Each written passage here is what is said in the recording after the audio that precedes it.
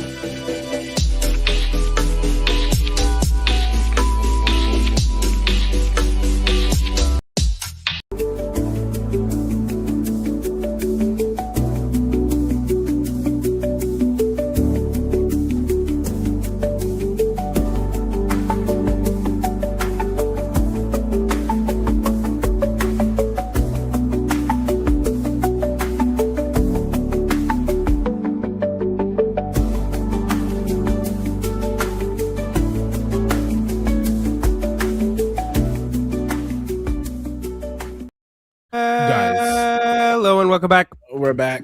We're so back. Listen, it's been a wild couple weeks. All right, listen.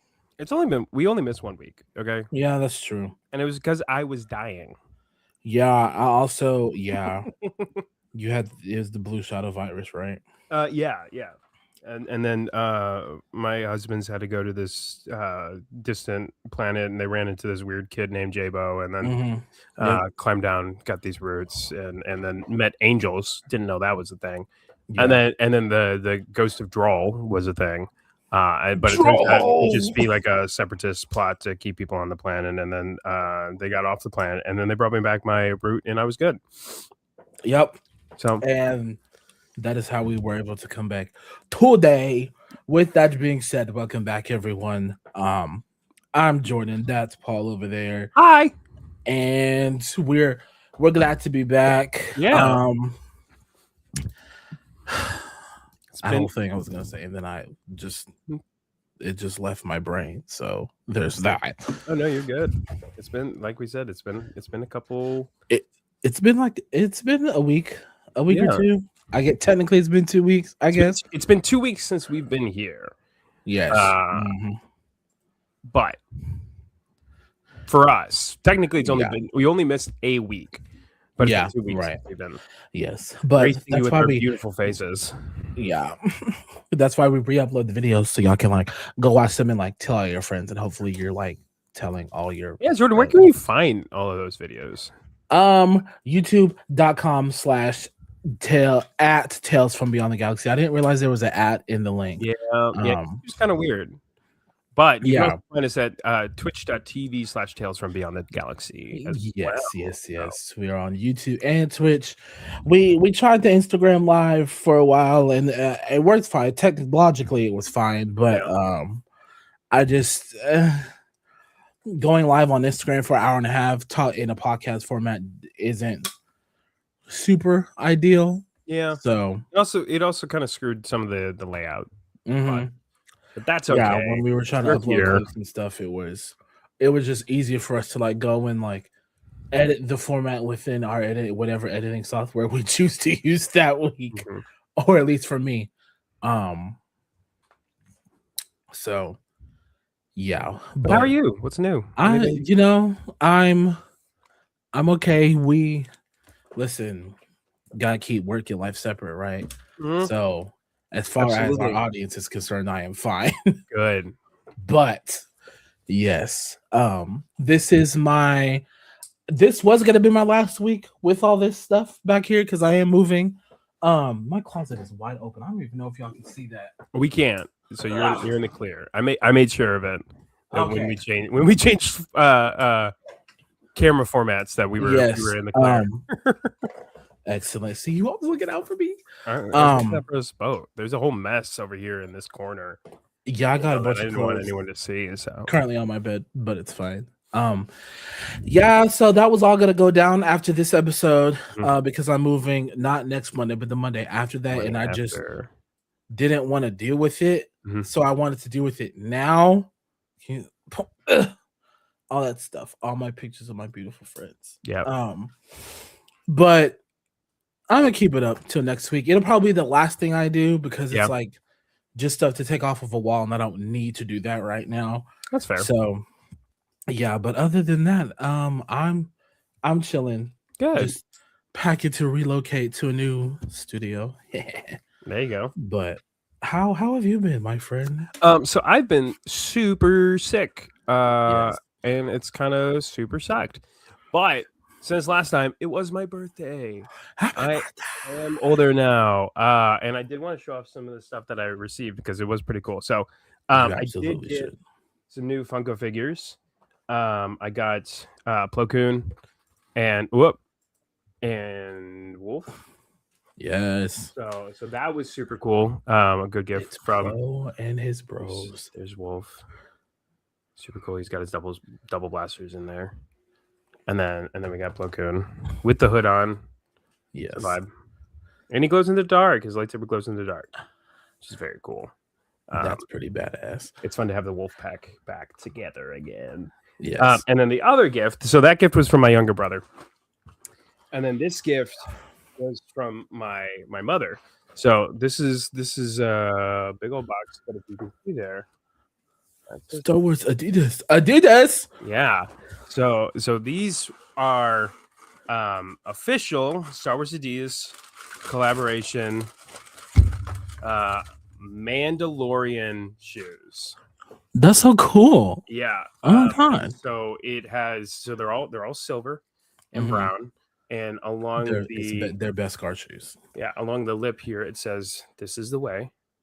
That's so cool. And then along the back, it's got like the leather along with like the ammo cartridges that he's got on his. Yeah, so very very cool. Was looking for them when they dropped for the movie. Could not find them. My mom scoured the internet for them, and I've got a really weird shoe size, so it's a little difficult to find shoes. I was about to say, what you and I, we got some You've got interesting feet. big feet, yeah. Yeah. So I was very very lucky to be able to receive that. So thanks, Mom. Heck yes. Yeah. But I did receive a bunch of other lovely gifts. I got I got Dr. Squatch Grogu soap from my sister-in-law. I got Legos from my my in-laws. That's over there that I got to put together. I got this really cool. Oh my god. What's this? Oh my god, who gave that new to edition? You? This display from Jordan and my buddy Joey. I've got another one up here, but it's above my TV. So, and then Joey also got me some Star Wars Unlimited cards as well. So if you guys didn't know, I'm a very big.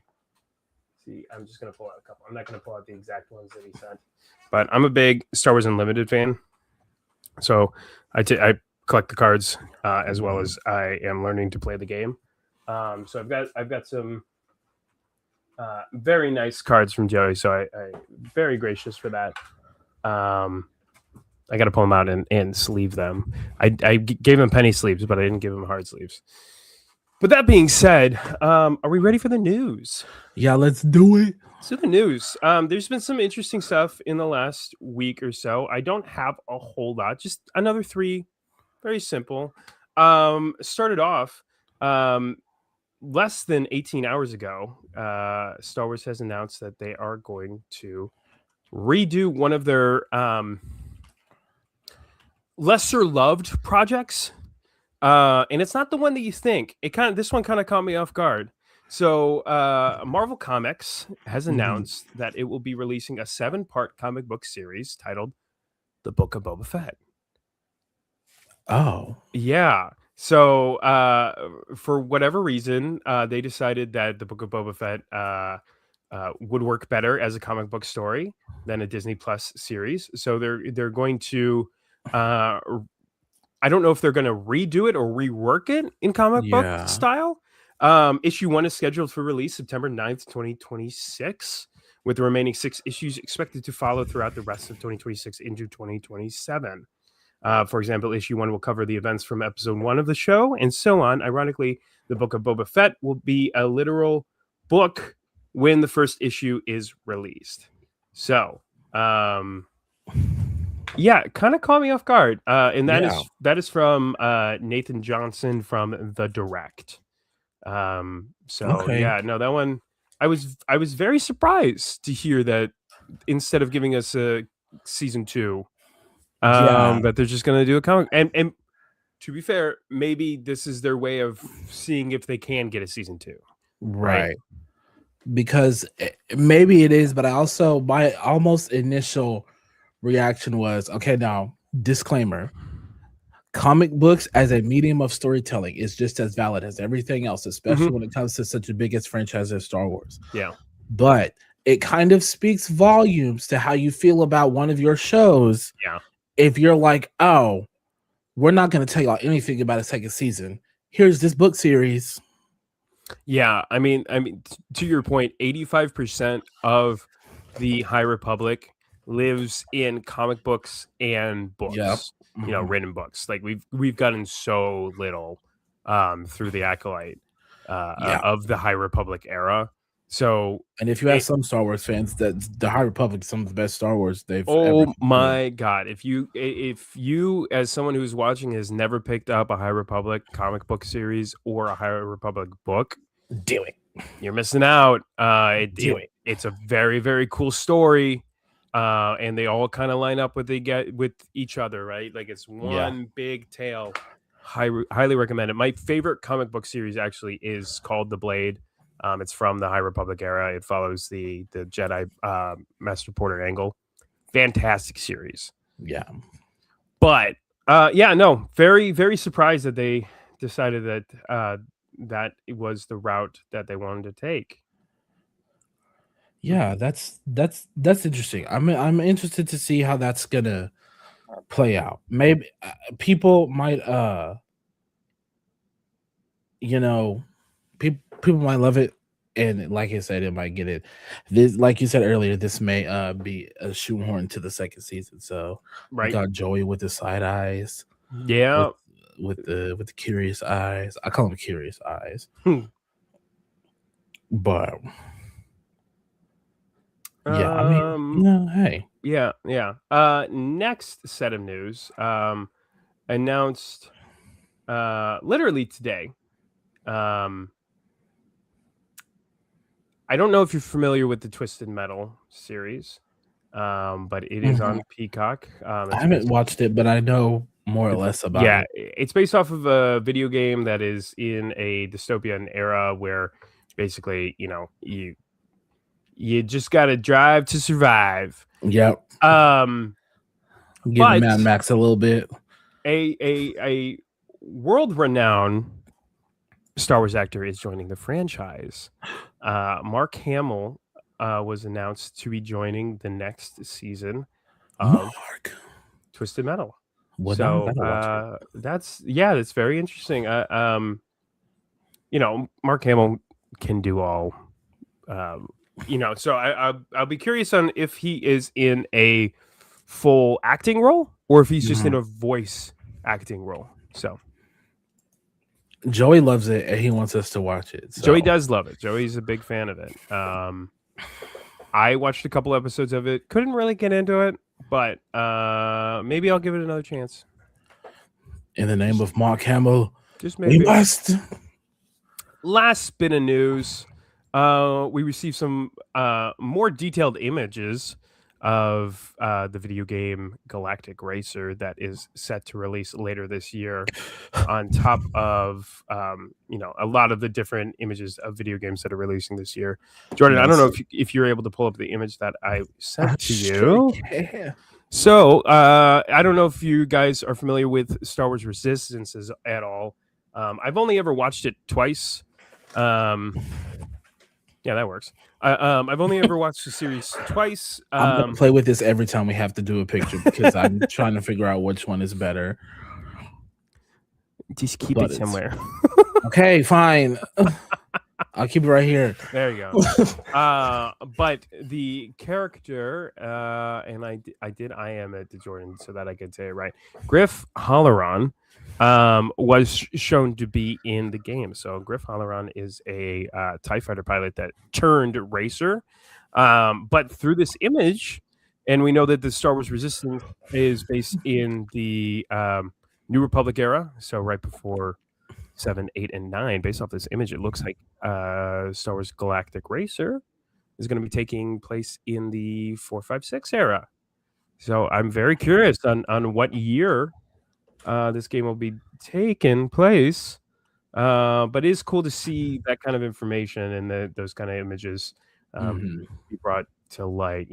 We've got characters like Ben Quatroneros and Saboba that are rejoining the franchise again. Yes, those little Easter eggs. So somehow Saboba returned. I'm very excited for this game as a car person myself. So I'll be very curious, and I'm looking forward to everything coming forward. We're gonna have to buy it and play it on a stream one day. Yep. Depending on when it comes out, maybe that's what we'll do that following Monday or something. Yeah, very, very, very excited. Yeah, for sure. But that's the news. On that note, Jordan, what are we talking about this week? Guys, 2 weeks ago, we started this little idea that I had to revisit the each movies. Wait, is the racer considered canon? Yes. Yeah. Griff Halloran is canon. I mean, he's in a Disney Plus show. Resistance. Listen, Underrated show. I don't care. I loved every minute of that show. I don't care what Yeah, anybody says. it's pretty good. It's definitely worth a full watch. I don't know if it's worth a yearly watch, Mm-hmm. but it is Is it definitely like worth watching. peak Star Wars animation storytelling? No, Of course no. not. But is it still good Star Wars storytelling? Yes. Yep, 100%. Yeah. Oh, excuse me. But yeah, so 2 weeks ago, for those of you who were here, we started talking about. I had this idea of revisiting all of the movies, and I was like, well, I don't want to spend 8,000 weeks on each movie, so I was like, they broke it up into trilogies for us for a reason. So last week we talked about the prequel trilogy, which was uh pretty pretty fun. And this week we're moving on to the original trilogy, or as I like to call it, where it all began. The rule of cool trumps the death of Sabah. I mean, that's I mean, I don't disagree. To be fair, Sebulba never got an on-camera death scene, so we never knew what happened with them. So that's true. So, but yeah, we're back where it all began. Yeah, Star Wars, The Empire Strikes Back, and Return of the Jedi. I almost said The Last Jedi. That would have been real bad. And A New Hope. But yes, but there's a reason I didn't say A New Hope. It's because originally it wasn't called A New Hope. Correct. It was just called Star Wars. Yes. But yes, we have A New Hope, Empire Strikes Back, and Return of the Jedi, episodes 4, 5, and 6. They didn't even have numbers when they first came out. I remember when The Last Jedi was about to come out, they did a behind the scenes featurette, and Anthony Daniels was like, how the heck are we on number 8? The first Star Wars film back in 77 didn't even have a number. This is crazy. So this is where we are. And yeah, I think watching it for the first time as a kid, you're just you don't care about all the updated technology or stuff like that. I still don't care about it, obviously, now, because I'd still rewatch them. And it still holds up. I mean, if 50 plus years later, it still holds up for storytelling. We talked about it last week that your first introduction to Star Wars was not the original arc, right? It wasn't correct. It was Revenge of the Sith. yeah. Whereas my introduction to Star Wars was Episode 4. I got very lucky to have a lovely uncle who you can see right there, DTD, who is now since passed away. That was my introduction to Star Wars. He was literally like, sit down, watch this. Yeah. And the rest was history. Yeah. For me, it was very much like this was a continuation. At this point, I had seen 1, 2, and rewatched 3. And my dad was like, okay, now this is what I was watching at your age. So this is where it all began. And I think what helped the not caring about the graphics or like anything like that was the fact that he was like, no, this movie was made in 1977. So like relax. And I was like, okay, chill. All right. Yeah. So it was interesting to watch it from that standpoint because I just remember thinking like Luke Skywalker is really cool. Leia is everyone is just super cool. Yeah. Even Darth Vader. I think at that point I was always rooting for the good guy, but for some reason with Star Wars, it was like, yes, I'm still rooting for the good guy, but Darth Vader is so freaking badass. I think that same year or maybe the year after was when I went as Darth Vader for Halloween. Yeah. If I have the picture somewhere, I'll pull it up. But yeah, it's hard not to root for the bad guy. I mean, especially when he was as cool as he was, just the voice acting, the demeanor and the power behind him. He was just and still is the best bad guy. Yeah. In the universe. I mean, like there's no one cooler than Darth Vader. In my personal opinion. I mean, like he is the top tier worst of the worst, best of the worst. Yes, Like 100%. Palpatine's bad, but Palpatine's not cool like Vader Yeah. is, right? Like Vader's just cool. Yeah, plus with the added context of like everything that happened in the last 3 movies, right? Right. In the prequels, there's just an added layer to that badassness / evilness. Yep. Because with Palpatine, he's just pure unadulterated evil. Like there's no gray area with him. He's just pure, his soul is black. He's just bad. Yeah, he's just bad. With Darth Vader, you watched him be a hero for 10 years. And then this is what happened. And I think that's like, Anakin Skywalker's story is very tragic in that sense. I mean, it's literally a written tragedy. Yeah. The prequels are literally a tragedy, and I think that's just what made me like him more. And I was like, no, he could come back. He could come back. It's gonna be okay. Because at that point, I genuinely didn't know. You know, I hadn't seen Empire or Return of the Jedi yet. But because of my previous knowledge, I unfortunately didn't get that's his daddy. I already knew because my dad talks a lot. So every time they say Anakin Skywalker, he's like, "That's Luke daddy." So and I'm like, I don't know who Luke is, but all right. And then we finally watched them, and I was like, okay, that's Luke. Yeah, great. Opening scene of the movie, fantastic. We're already in the thick of it. We're trying to get away from the bad guys with these plans. Leia's like, I gotta hide these plans. And that kind of, I mean, for all intents and purposes, I mean, obviously, an opening scene of a movie should set the tone for the rest of the movie and like tell you where you're gonna go for the most part. And that's exactly what it did. Y'all stop yapping now. Yeah, so no, we got really lucky with like the title crawl, right? Like Rogue One is important to the story, but we didn't need Rogue One, and that's crazy for me to say because it's such a good movie. But the title crawl explains what happens, right? Explains that Princess Leia is on the run and she's running from the Empire, and she has the plans to this new weapon that the Empire has been scheming up. This Death Star, or not sorry, I said Death Star, and my head was like looking at I was looking at an image of a Star Destroyer. I'm like, did I say that right? Death Star Destroyer. Say the right thing. But yeah, so this in what an awesome scene to know that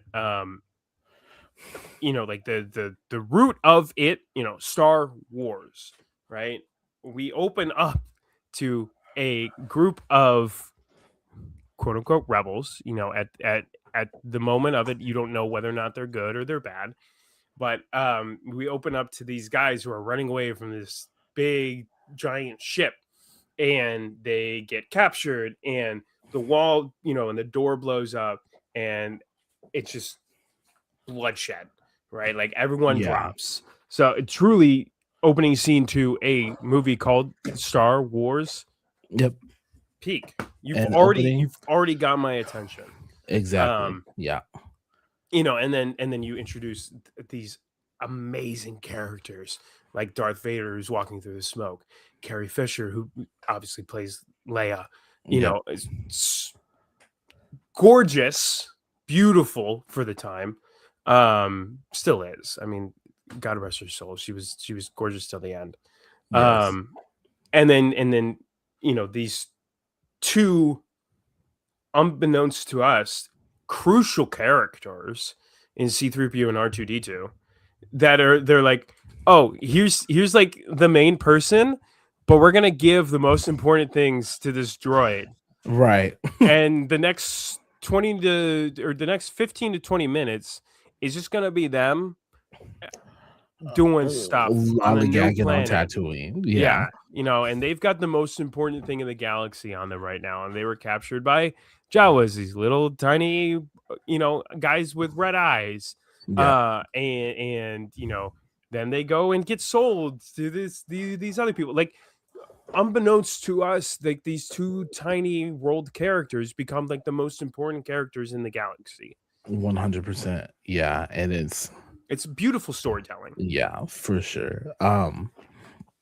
Yeah, I'm trying to.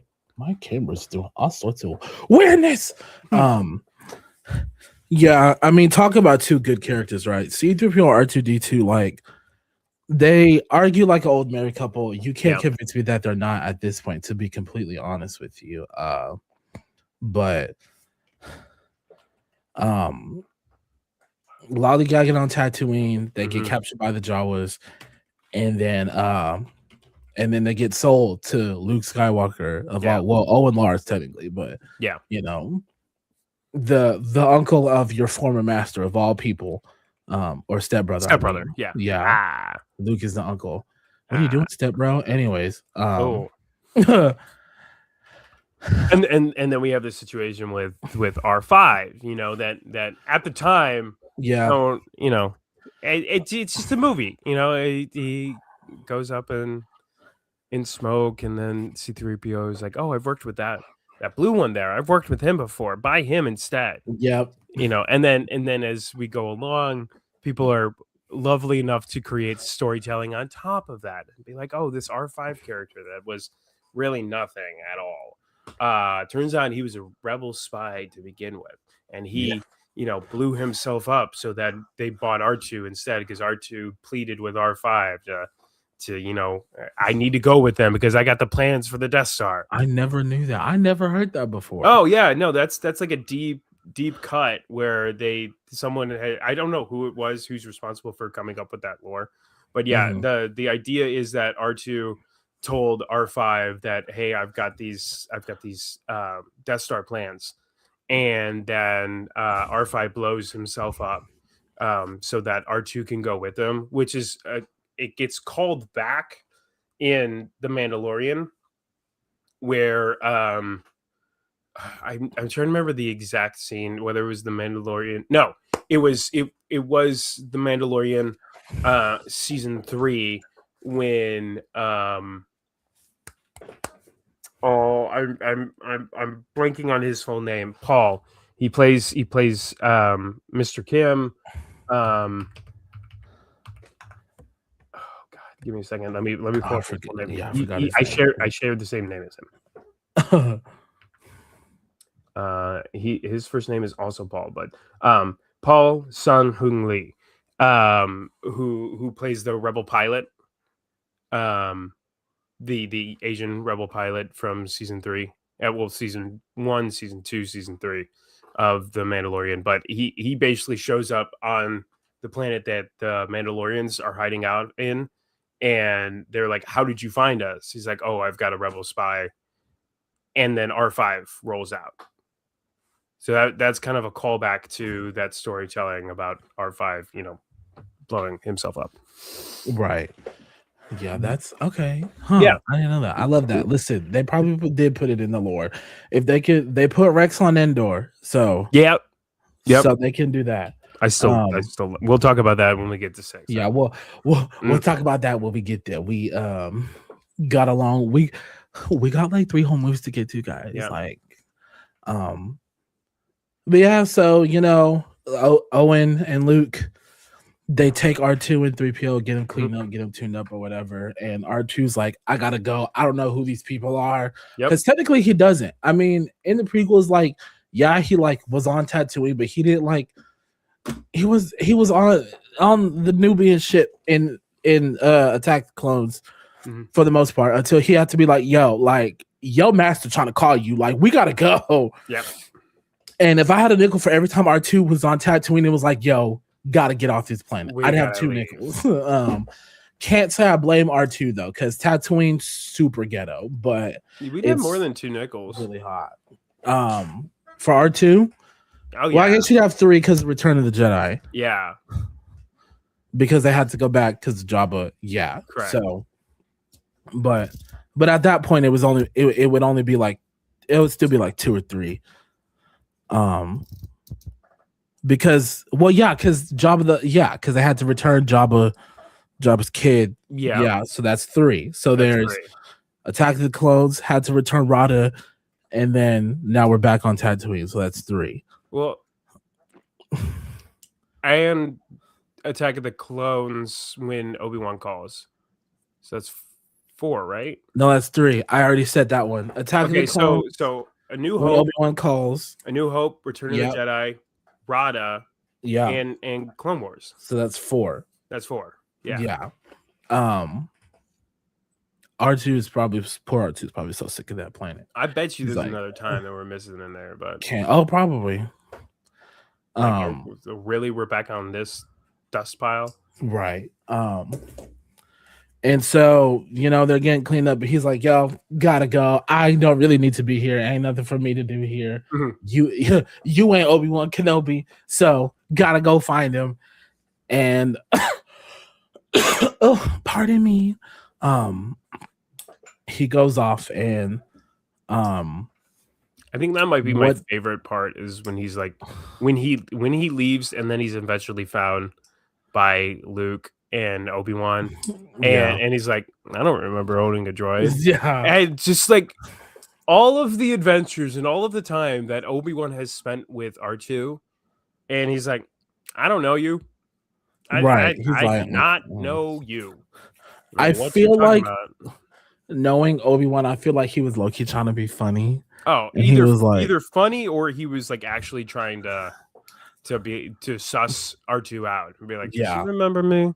Yeah. Did they actually wipe his memory like they were supposed to? Yeah. I don't think they did. Because if I see, and that one was always kind of weird to me. Because if I remember correctly, Bail was like, get that one cleaned up and point it at R2, and then wipe that one's memory and point it at 3PO. Yes, but I think the intention was both of them were supposed to be wiped. And Bail was like, we're not going to mess with that one. He knows too much. Yeah. So, but I might be wrong. Anakin should have never started that tradition anyway, because he was supposed to wipe him several times during the Clone Wars, and then he did it. Yeah, you're supposed to go about it like Hera, who was wiping Chopper before and after every mission. Yeah. So, but which is probably why Chopper was so crazy. Yeah, and then right before that, Luke says something along the lines of, that droid's going to cost us a lot of trouble. And C-3PO's like, he excels at that. And he sure does, because we got 2 whole episodes of trying to find him on a Separatist communication hub because he gets kidnapped and lost. And he's beating up other astromechs. And I'm like, whoa.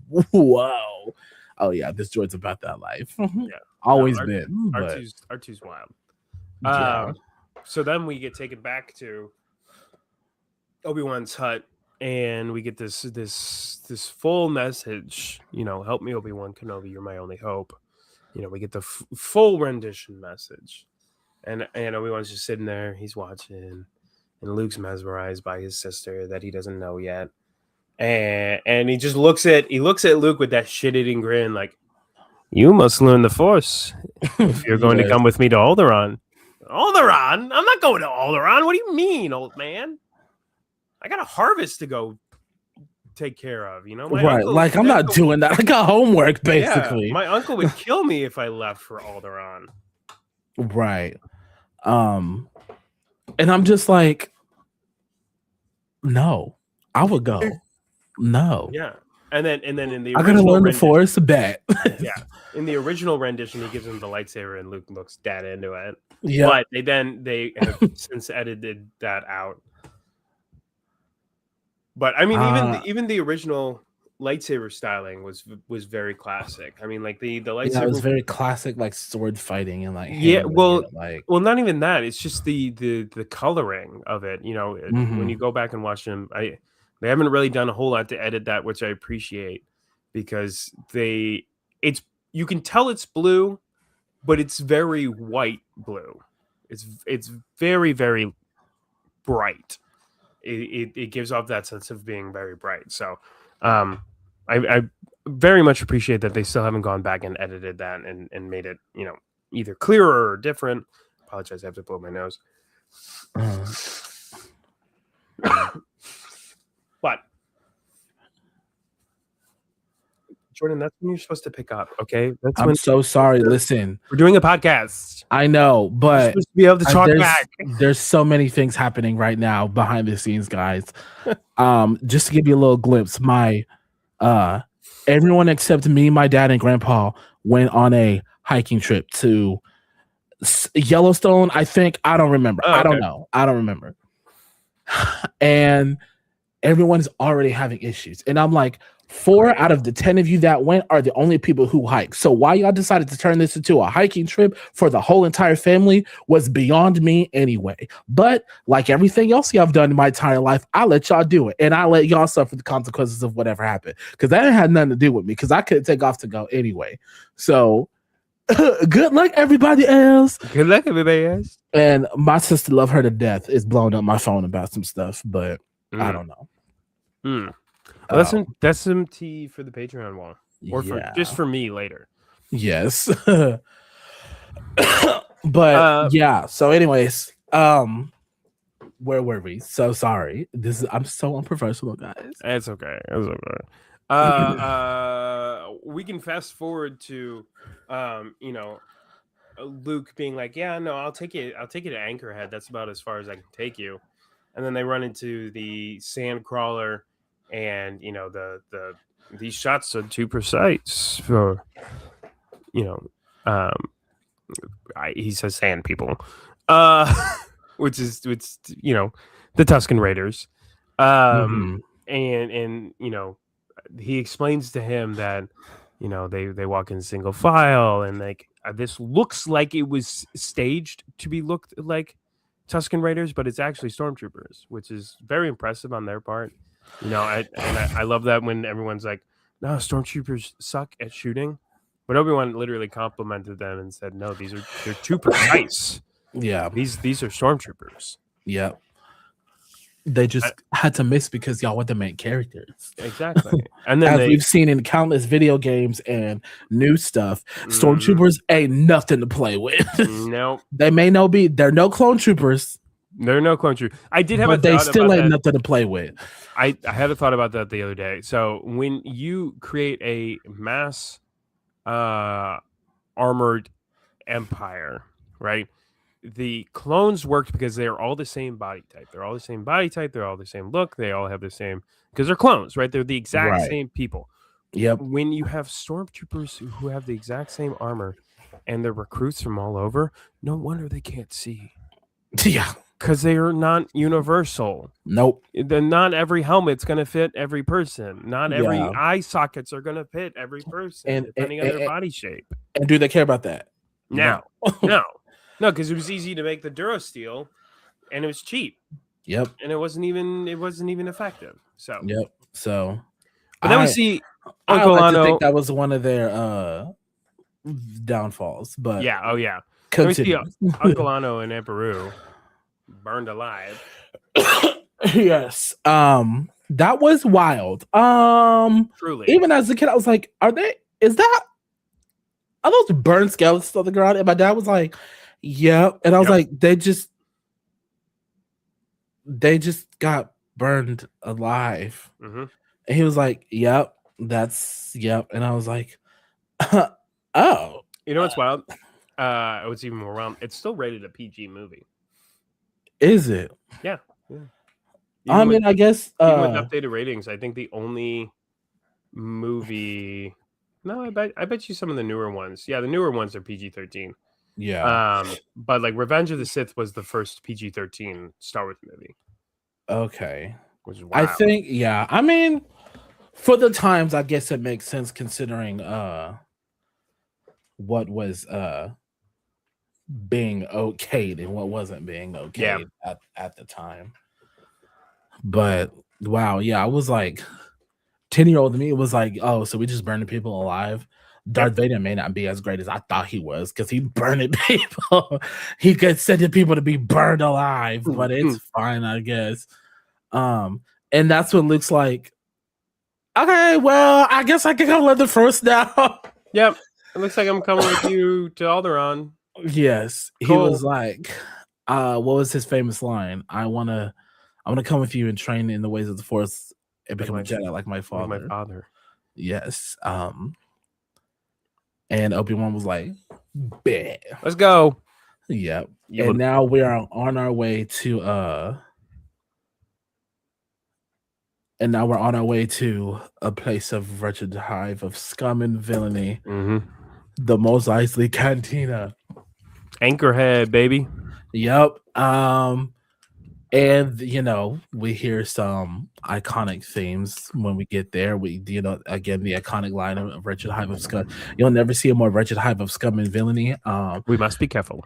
Yes, we must be careful. Yes. And I just feel like, how dangerous is this place? Because, my dude, you fought a whole war in your 30s and 40s. You seen some shit. Yep. And you still were like, hey, this right here ain't nothing to mess with. So let's relax. This is crazy. This is just kind of wastelanded crazy out here, okay? Yeah. But Tatooine is kind of known for that. So yeah.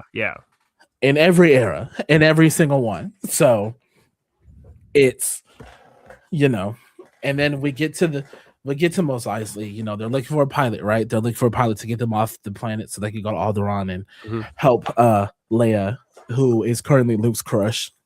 Yeah, he's like, we'll find that princess. Yeah. Okay. Also, so this is going to be important for later, but between watching those three movies and then watching the original trilogy, I forgot that Padme had twins. Kid me forgot that Padme had twins. It's going to be very important later.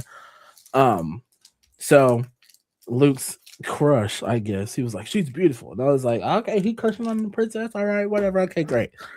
They go into the Mos Eisley Cantina and find a pilot.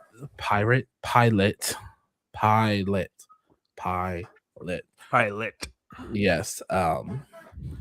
I mean, technically, the pilot was kind of a pirate, but yeah, more of a scoundrel.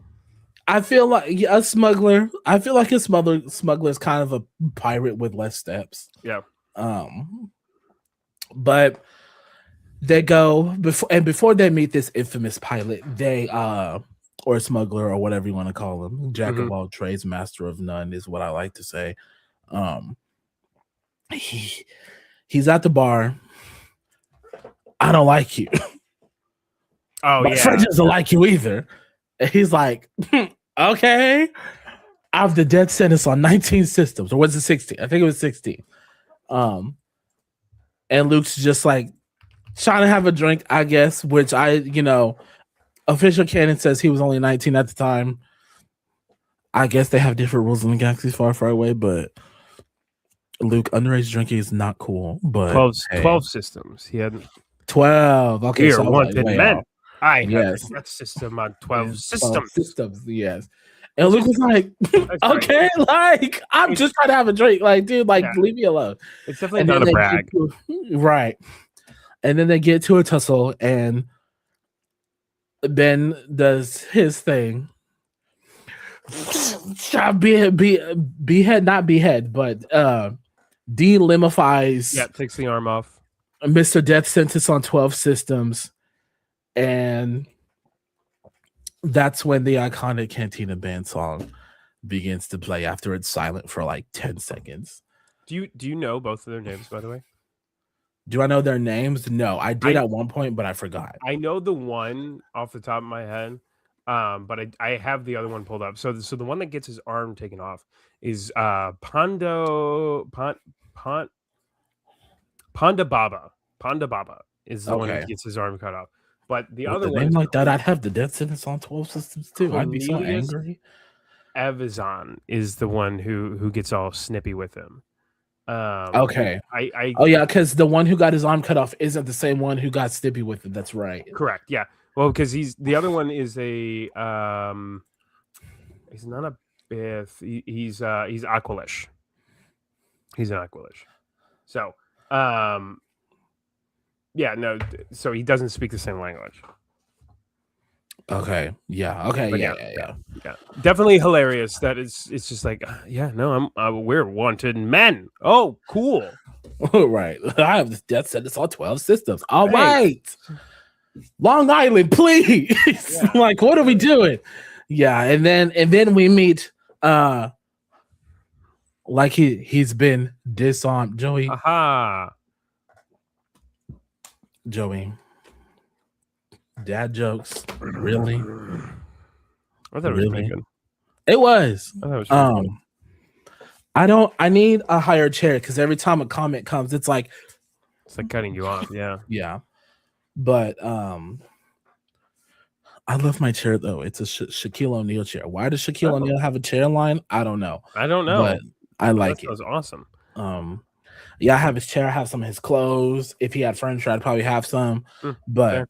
yeah. So, anyways, put Shaquille O'Neal in Star Wars. Kobe is. He is. So is Lizzo and Jack Black. Yeah. So yeah. Well, I meant more like deep cut ones. Like Jack Black and Lizzo are face of it, but Kobe's a droid in Clone Wars. That's right. Yeah, he is a droid. There's another deep cut. I'll have to think about it later. It's something to do with green. I can't remember what it is. Limit the power of green. Green. And it's not Dr. Doom. I understand that Commander Doom is Dr. Doom, but it's not Dr. Doom. No. And Thorn is Thor. But I didn't know that. Yeah, Thorn is Thor. That's why he's got the wings on the side of his head. Why didn't I know that? Yeah. Back to episode 4. Yes. So yeah, we finally meet Han Solo and Chewbacca. And it turns out he's got the fastest ship in the galaxy. Made the parcel run in the castle run in less than 12 parsecs. Yep. Yeah. In 14 parsecs. 12. 14.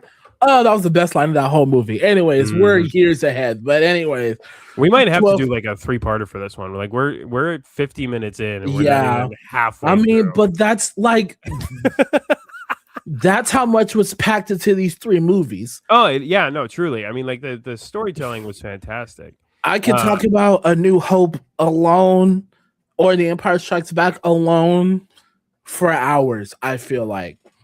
Especially with added context of like Rebels and video games and I could talk favorite about of the 3.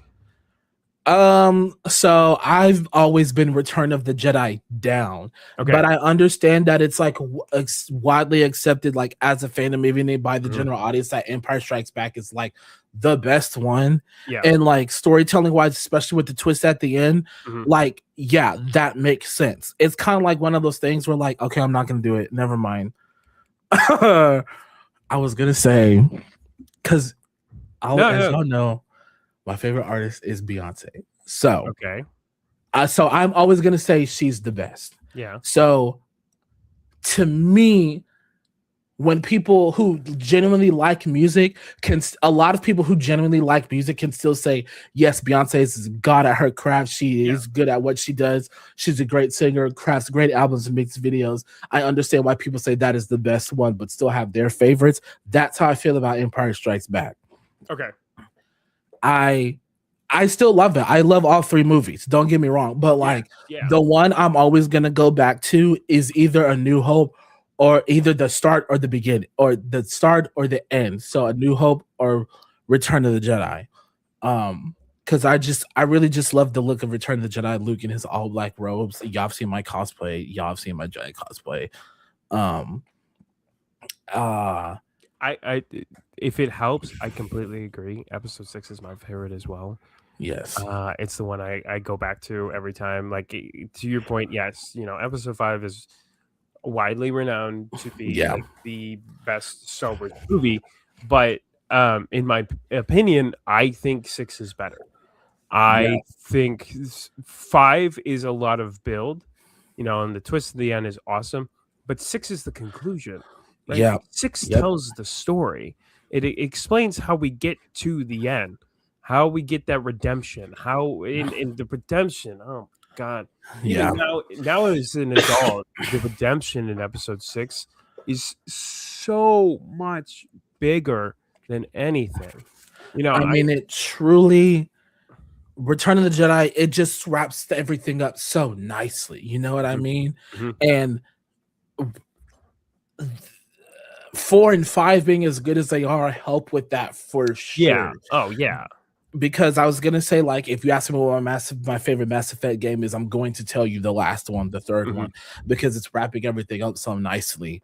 Um, I feel like when you have movies that set everything up, and then you got to hit that home run. Mm-hmm. That's what I'm looking for in these multiple movie franchises.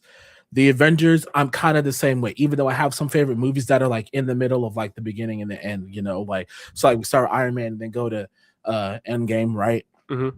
There's a bunch of movies in there in between that are my favorite, but those are all set up, and you gotta that ending has to wrap everything up nicely. Yeah. And that's what I'm always looking for with these multi-movie franchises, and Return of the Jedi does that so freaking well, and I will always sing its praises, Mm-hmm. whether it's the original cut or the edited one with Hayden Christensen as Anakin Skywalker as the Force Ghost. Which I'm good. I'm so sorry to all of the original fans, because the original cut is awesome. I have it on VHS. Every now and then I pull it out at my parents' house and I'll sit down and I'll watch the original unedited rendition of it.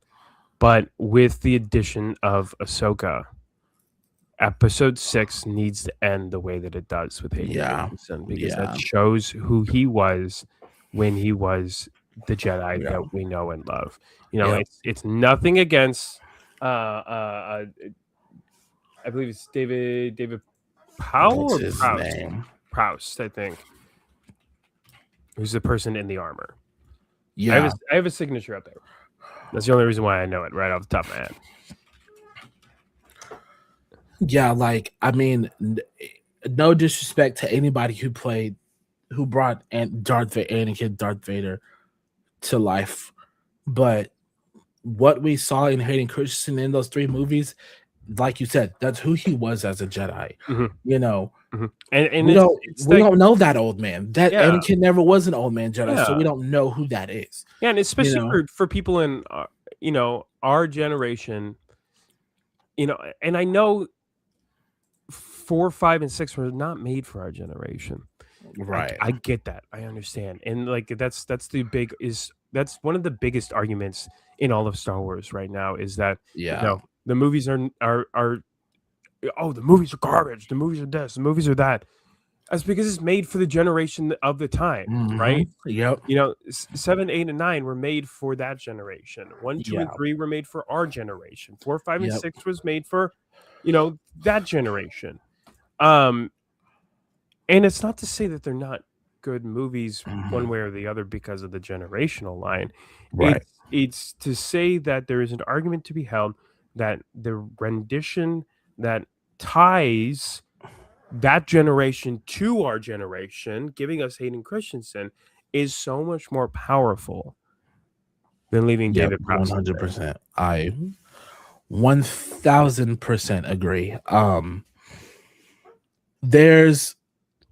And that's why long-standing franchises like, again, the MCU and Star Wars, I know we're talking about Star Wars specifically, but the MCU was like a good modern example because the movies started in 2008 and are still going, where versus Star Wars started in 1977, took a break, kept going, took another break, Disney bought them, and now we're back. So lost my train of thought. It's interesting to see how they could bring new fans in, speak to that generation, but also acknowledge the older generations, right?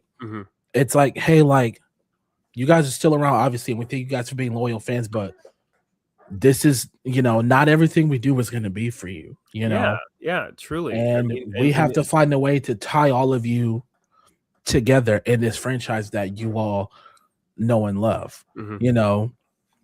My dad was, all of our dads were, and uncles were original Trilogy people. They were kids when it came out, or at least mine was. My dad tends to be younger than all my other parents, my other friends' parents. My dad came out in 1977. I want to say my dad was 13 or 14. Okay. So my dad was like 11, 12, so not too, And so So he was like, "This is what I grew up with. Luke was my man." Da da da da. But also, like, he understood why. I'm always gonna go to bat for General Kenobi and General Skywalker and the clones and Attack of the Clones. And he loves those movies too, even though he knew like that was geared towards me. Playing outside, they were Han Solo and Chewbacca and Leia. We were clones and Obi-Wan and Qui-Gon and Darth Maul and Jedi, yeah. And for a while, because the Clone Wars came out, we were still really young. We were generals and all that kind of stuff. Some of us grew up and stopped doing that, but some of us started cosplaying it. So it's like, yeah, no, truly. I mean,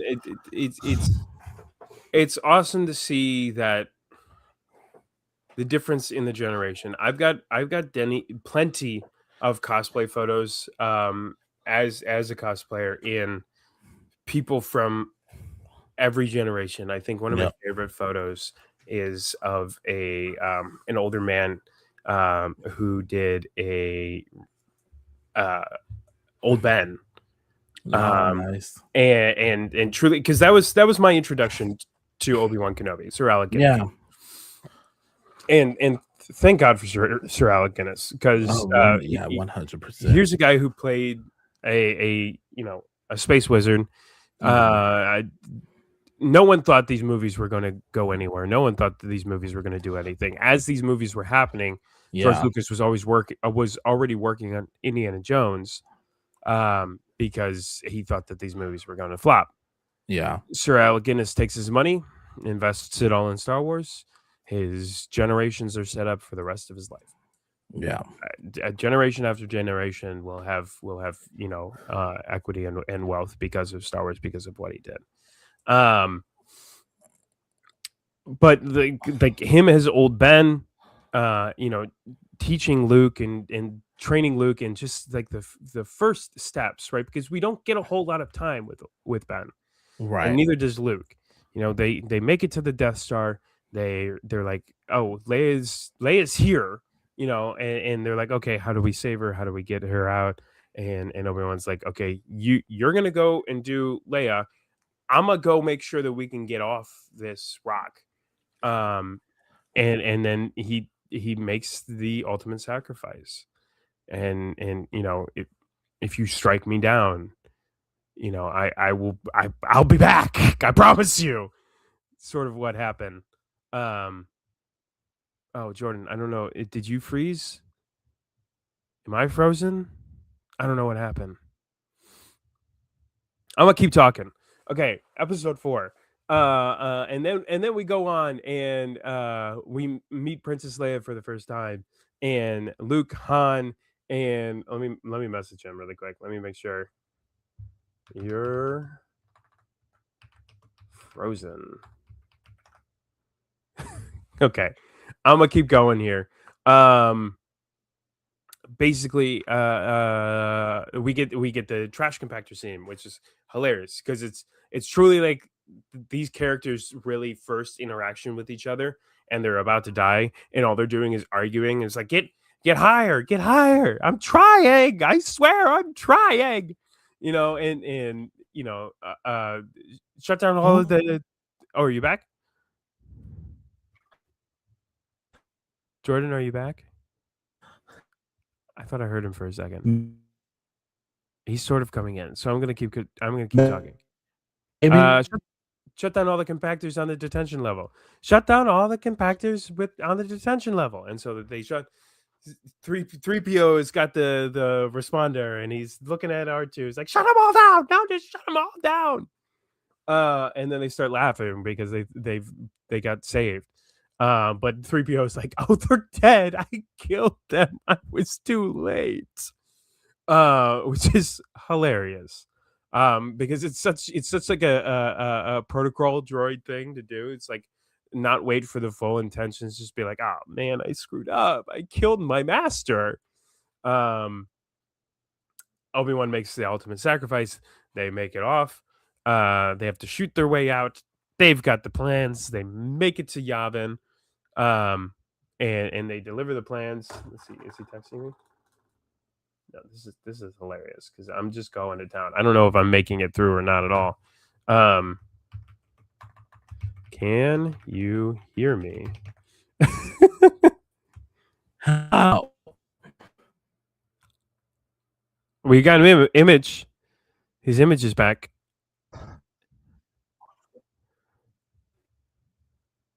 You're cutting in and out.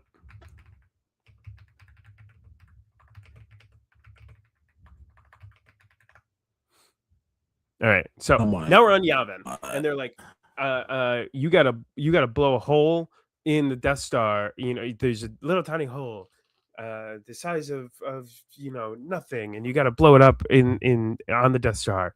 And then one of the most hilarious and crazy lines is like, no, it's no big. It's no bigger than the Womp Rats I used to shoot in my T-17 back home. You just went out of your way shooting innocent life forms on the planet just cuz. Now, we later on find out that Womp Rats are absolutely, an atrocity and affront to human nature. But at the time, it's like, does Luke need a psyche eval? Does he need to be checked on? Has anyone asked how he's doing lately? But so they give Luke an X-wing. He's never flown one before, but they give him an X-wing. And then we run into Biggs, and Biggs is, his childhood friend, and they're interacting with each other, and it's great. And then the commander comes up. Oh, it's just me now. Okay, guys, it's just me. We're doing this live. There's my puzzle from episode 4, actually. So this is a puzzle piece, and there's Luke and there's Obi-Wan.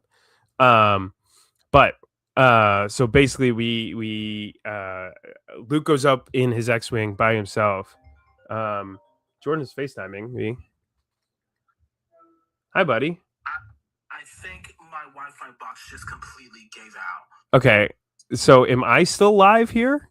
No, I just looked at it because I made the stream and it just kicked me out of everything. So it does show that it's live and yeah, everything counting. Let me check on my phone because on my that's so weird. Yeah. Maybe you are still on then. In my computer, everything is just tripping for me. I don't know. Let's see. I just got a comment. Let me use my data. Joey still sees me. Okay.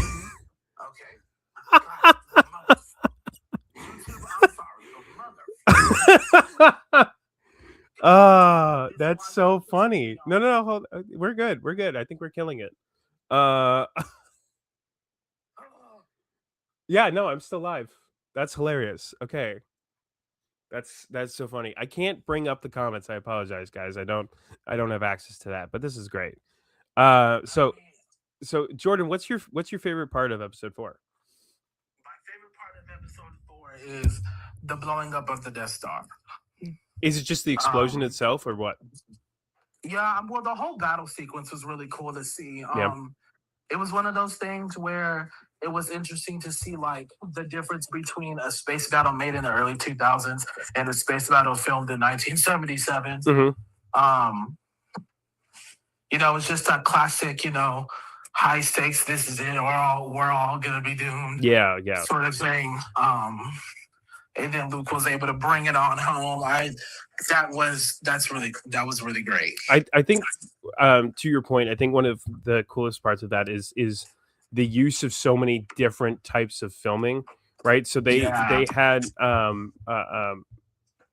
so what they would do is they had live props, and then they had animated scenes or not animated scenes of like filmed scenes of them in the cockpits, and then they had backgrounds that were hand painted. And so what they would do is they would just blend everything together, and they would have the recording. They would record a scene with this hand painting behind it, but they're actually recording a pre-recorded image just over top the painted on scene.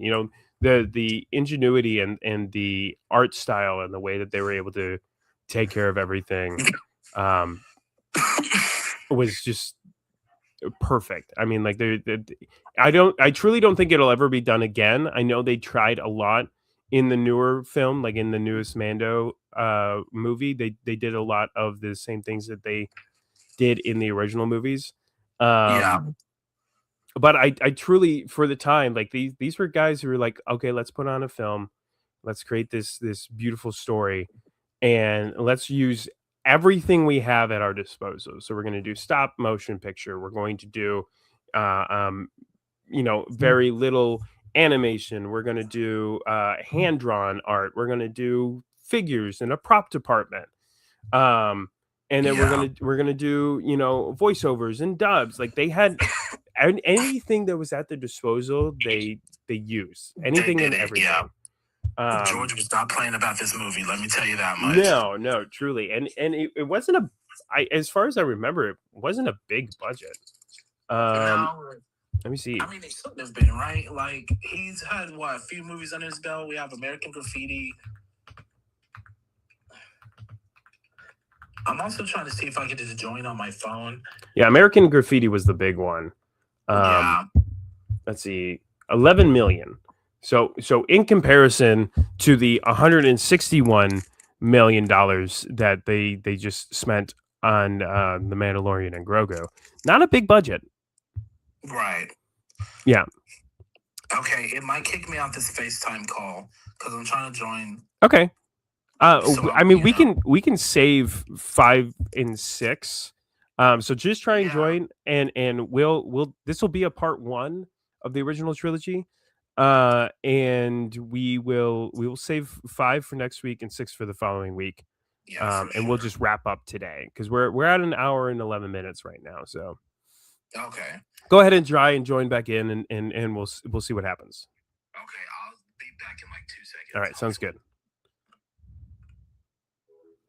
Okay, so I think as far as episode 4 goes, favorite moments. I think my favorite moment might be like the award scene at the end. I think that's such an iconic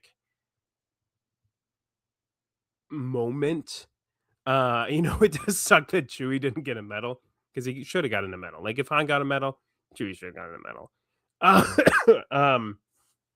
But I think it's such a cool moment to see them truly joining the rebellion, right? Because these are guys that Luke originally was going to join the academy.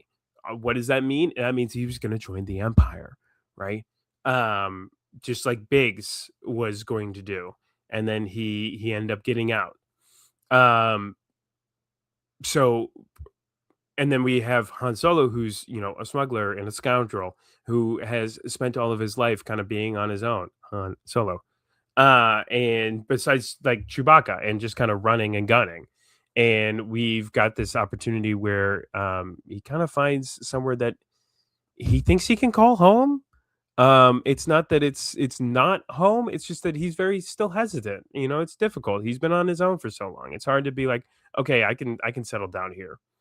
But this is them really being like honored for doing something amazing, saving millions of lives, killing millions of lives in the process, but saving millions of lives for the greater good.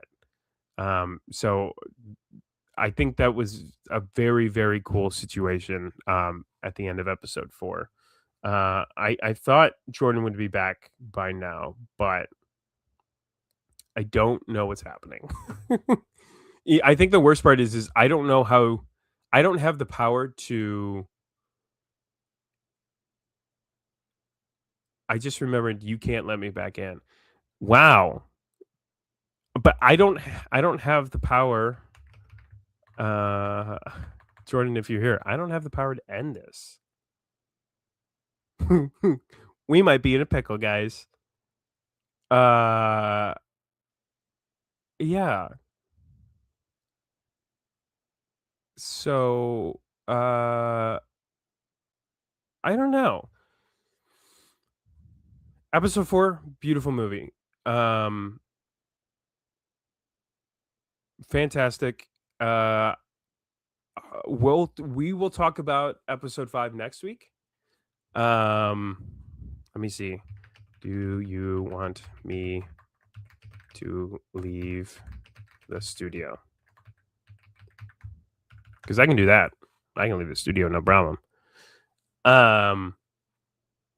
Yeah, we're going to talk about episode 5 next week, episode 6 the following week. And then we will talk about 7, 8, and 9 the next week. It's hard, right? Because we could have talked about 1, 2, and 3 in 3 weeks. And we decided not to. We decided that we were just going to try and get into the podcasts, and that was going to be our first episode. But with episode 4 here, it's such a crucial movie to the franchise. It's also so important to us as fans. Not only me, but I know it's important to Jordan as well. It starts everything. You know, when you go as far as watching things in chronological order, obviously it doesn't. But as far as the world that we were given, the galaxy that was handed to us, 4 is what starts it all. You know, Star Wars is what starts it all. Like Jordan said, you know, it wasn't given a number, it wasn't given a title. And I don't think it was until, let's see, when was called The New Hope? Yeah, it wasn't even given a title until 1981. So, you know, truly, Star Wars is what started it all. And what a great name, A New Hope. You know, it's the idea of we are faced against this empire and this big, powerful, overbearing being, and you know, there doesn't seem to be a light in the tunnel until we meet these characters, until we're given this opportunity, until we're able to save the galaxy. You know, a new hope arises, and we're given this chance. Oh, Ben's here. We're getting somewhere.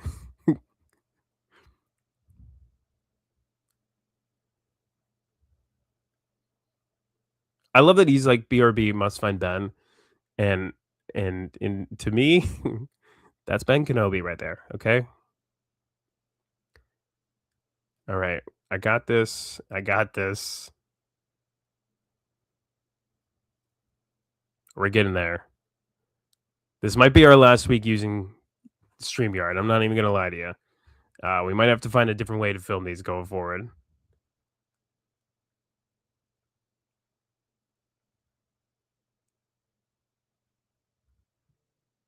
Hi, Ben. Nice to meet you. My name's Paul. Big fan of your work.